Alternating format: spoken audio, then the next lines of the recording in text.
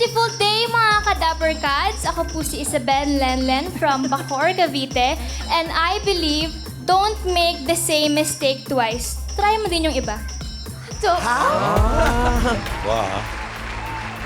Dito naman tayo kay Legit Dapper Cats number 2. hello mga Kadaper Cats. Ako si Mutya, taga Quezon City at naniniwala sa kasabihang lahat ng problema may solusyon. Kung walang solusyon, huwag mo nang problemahin. Ano naman problema mo? Ito na tayo sa Legit Dapper Cats number 3.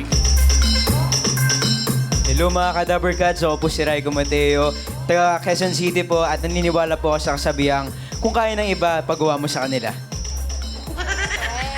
And Legit Dapper Cats number 4. Hello, Dapper Cats! Ako po si Eliza Pineda at naniniwala ako sa kasabihan na pag hindi kayo nagdala ng payong, mababasa kayo ng ulan. Kahit walang ulan? Totoo ba yun?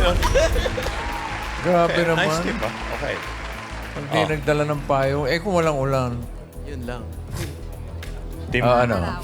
Team Boy. Team Bodge. Dapat pala Bodge Team. Teen Bodge. Oo. Ano sa tingin niyo ang kwento nila? Mga familiar kasi yung iba eh. So, mga child star. Child star? Child Star? Oo. Bakit na may namumukhaan kayo? Dalawa. Okay. Dalawa. Ayaw mo dugtungan para hindi bitin. Mga child stars, bla bla bla bla. Ano, Mga child star na hindi na child. na hindi na child. Adolescent child. Adolescent celebrities.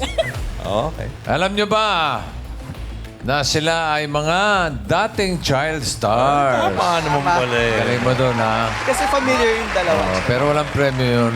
Ay, wala. Okay.